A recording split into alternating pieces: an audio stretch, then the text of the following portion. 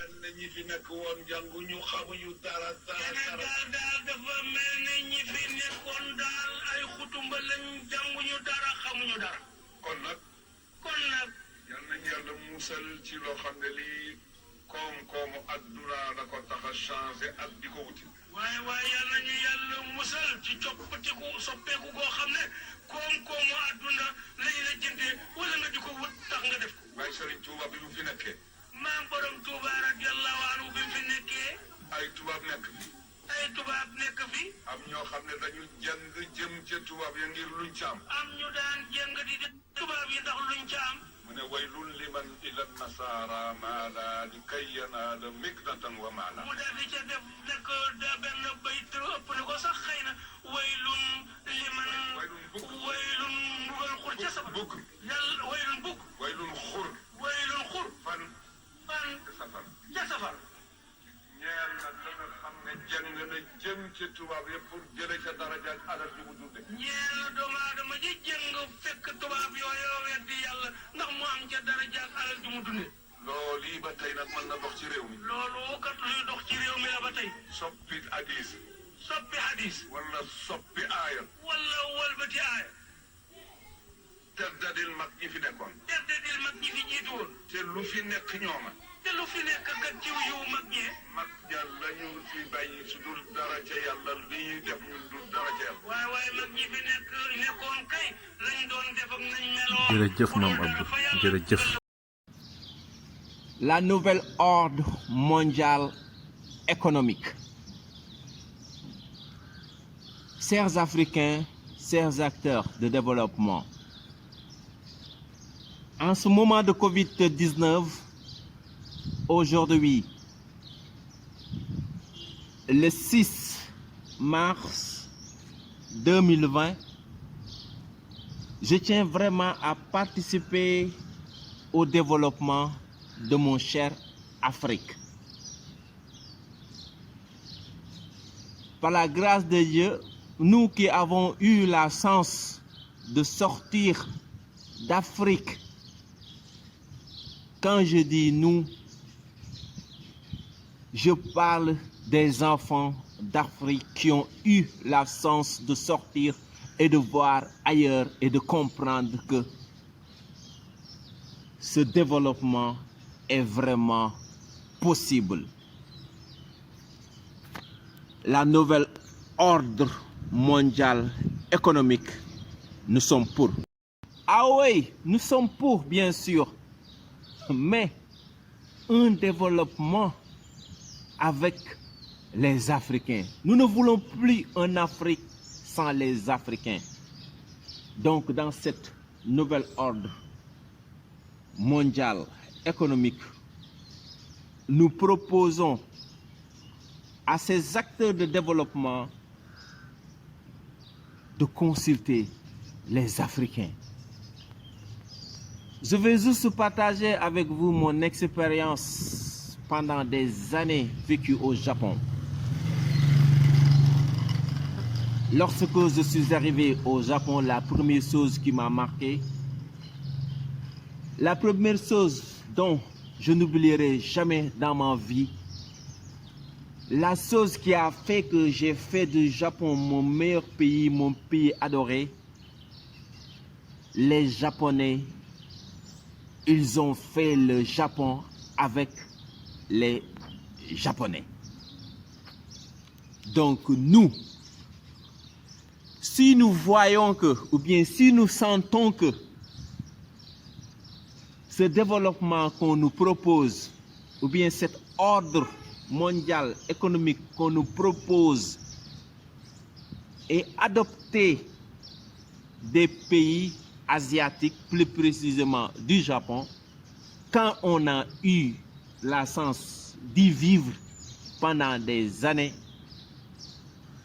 de vivre dans les zones les plus reculées du Sénégal et de vivre dans les bidonvilles, dans les villages, je pense que nous, personne n'est plus placé que nous pour dire comment y accéder, pour éviter les inconvénients. Vous savez, dans chaque chose, il y a avantage, mais aussi il y a inconvénients.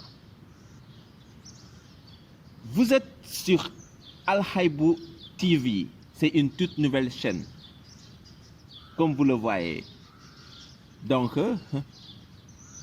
des années passeront et vous allez revoir nos interviews et vous allez vous poser beaucoup de questions par rapport à l'avancée que nous avons fait. On a anticipé, certes, ce que vous venez de voir, ou bien ce que vous venez de vivre depuis presque des années. Donc, nous devons prévenir nos acteurs, nos leaders de ce que nous voulons de notre Afrique en ce moment de renouvellement, en ce moment du redéfinissement, en ce moment de revoir et de reclasser et de replacer les choses. On va apporter nos points de vue sur chaque chose. La première chose qui m'a marqué au Japon quand je suis arrivé en 2006, c'est leur livre, leur fameux livre qui s'appelle Le Guide du Japon. Donc ce livre a pour but de t'apprendre comment vivre au Japon et comment comprendre le Japon. Donc, je vais venir point par point pour partager mes expériences avec mes leaders. Suivez-nous sur Al Haïbou TV, point par point sera décortiqué.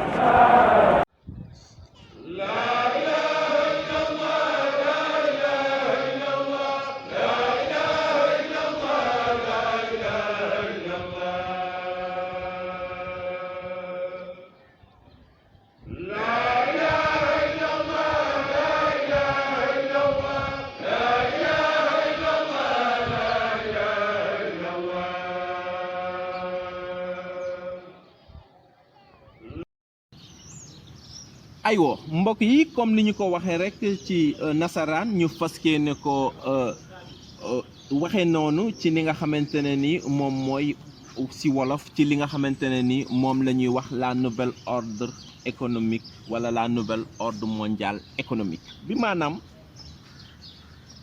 adduna bi moom la ñuy defaraat économiquement ana kan moo bañ lu nu mel ana kan moo bëggul ak coppeeku ci coppeeku goo xamante ne nii àddina bi wala réew mi wala kër gi wala koñ bi wala mbedd ma mu dëgg daf ciy gis boppam. ma ne nag mbir mi nga xamante ne nii moom mooy pare xew kenn gënut see yey ngir andi ci li nga xamante ne ni moom mooy ay xalaatam gannaaw bi ñu nekkee ay doomi Afrique. su ma ne ay doomi Afrique bàyyuma benn doomu Afrique boo xamante ne nii yàlla dimbali na la ba nga génn gis ci yeneen réew ne li nga xamante ne nii moom la ñu bëgg a defal ci moment Covid-19 bi ñu tàmbali ko ñun ci sunu enregistrement bi le 6 mai 2020 lu mën a nekk la.